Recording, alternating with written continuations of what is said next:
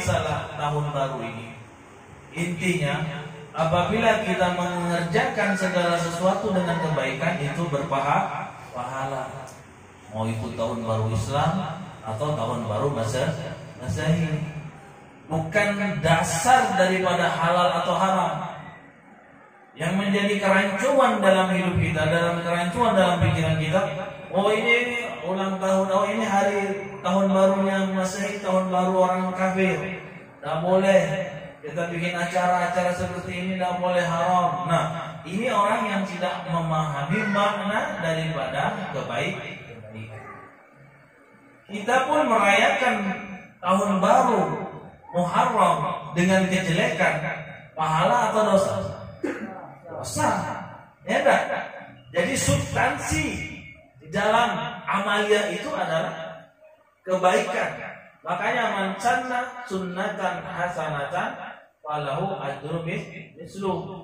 Kita nih merayakan malam tahun baru Islam 1 Muharram, oke lah, dengan hal-hal yang ibadah, misalnya dengan zikir 1 malam, tapi sholat subuhnya ketinggalan, bisa jadi dosa.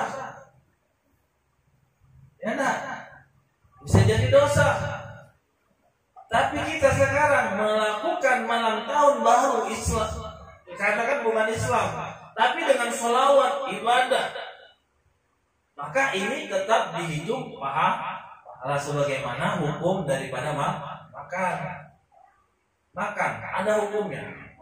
Hukumnya boleh-boleh aja. Tapi kalau kita niatkan litaqawwalil ibadah, untuk berkuat, supaya kuat ibadah, maka dihitung pahala. Tapi kalau kita hanya makan piau, makan aja, yang penting makan, maka ini tidak dapat pahala, tidak juga dapat dosa. Kenapa? Karena makan. Tapi kalau kita hukumi, kalau kita niatkan, makan saya ini supaya kuat ibadah, supaya kuat tahajud malam, supaya kuat bersolawat, maka makan kita dapat pahala. Itu makna dari substansi hukum. Karena kita bahas ini yang menjadi kerancuan kita ini setiap tahun. Oh, ada orang yang mendengarnya setengah-setengah, ada orang yang memang tidak mau tahu, ada orang yang sok tahu, ada orang yang memang yaitu dia sudah mengkat dan tidak mau tahu tentang perbedaan atau tentang daripada permasalahan. Itu yang masalah. Lebih bagus orang yang memang babi buta, tidak tahu apa-apa, itu lebih gampang ketimbang orang yang sok tahu dan tidak mau menerima daripada ilmu pengetahuan. Makanya kita harus garis bawahi, kita sebagai umat Islam memang harus lebih mengunggulkan dan lebih harus kita memprioritaskan bahwa kita memakai hitungan tahun Islam. Itu tercatat penting. Ya, kita umat Islam harus lebih memprioritaskan dan lebih mengutamakan. Kalau anak kita lahir misalnya, tulis dengan bulan Islam, tanggal Islam, tahun Islam. Kenapa sebabnya? Karena Masehi dengan Islam, Qamariyah dengan Masehi, itu bedanya sampai 2 tahun. Kalau kita nih sekarang umur 31 tahun, tanggal menurut hitungan Masehi, hitungan tahun Masehi, kita hitungan Masehi umur 31 tahun.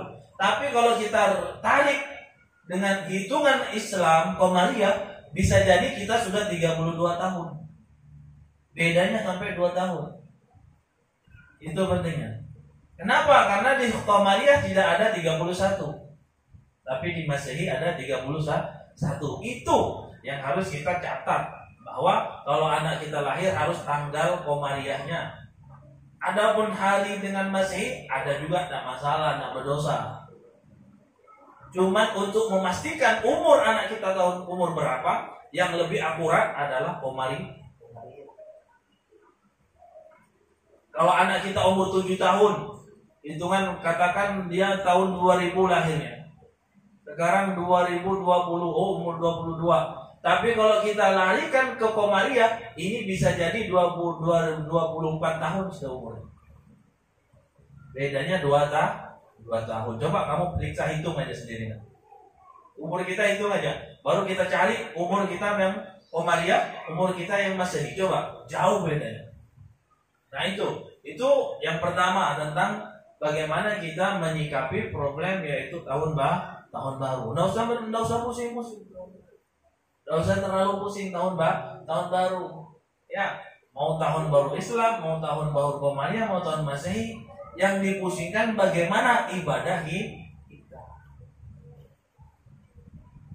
Yang dipusingkan bagaimana yaitu manfaat di dalam umur kita.